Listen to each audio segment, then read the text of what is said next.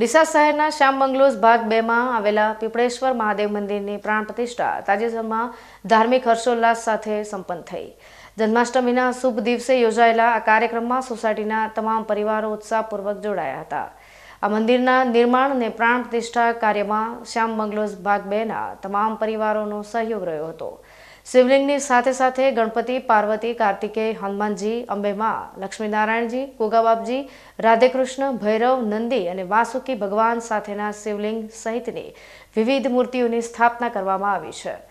પવિત્ર શ્રાવણ માસ દરમિયાન સોસાયટીના બાળકોથી લઈને વડીલો સુધી સૌ કોઈ સવાર સાંજ મહાદેવજીની આરતીમાં જોડાઈ રહ્યા છે, જેના કારણે ભક્તિમય અને આધ્યાત્મિક વાતાવરણ સર્જાયું છે। શ્રાવણ મહિનામાં 2 વખત 56 ભોગ અન્નકૂટ પણ ભરવામાં આવ્યો હતો। દરરોજ શિવ સ્તુતિ અને હનુમાન ચાલીસાના પાઠ પણ કરવામાં આવે છે।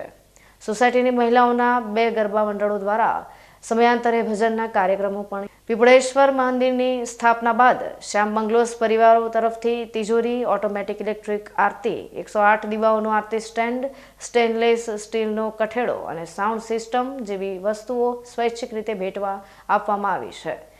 મંદિરની વ્યવસ્થાનું સંચાલન પીપળેશ્વર મહાદેવ મંદિર કમિટી દ્વારા કરવામાં આવે છે। શ્રાવણના છેલ્લા સોમવારે ડ્રાયફ્રૂટથી શિવલિંગ અને મંદિરને શણગારીને આકર્ષક બનાવવામાં આવ્યું હતું।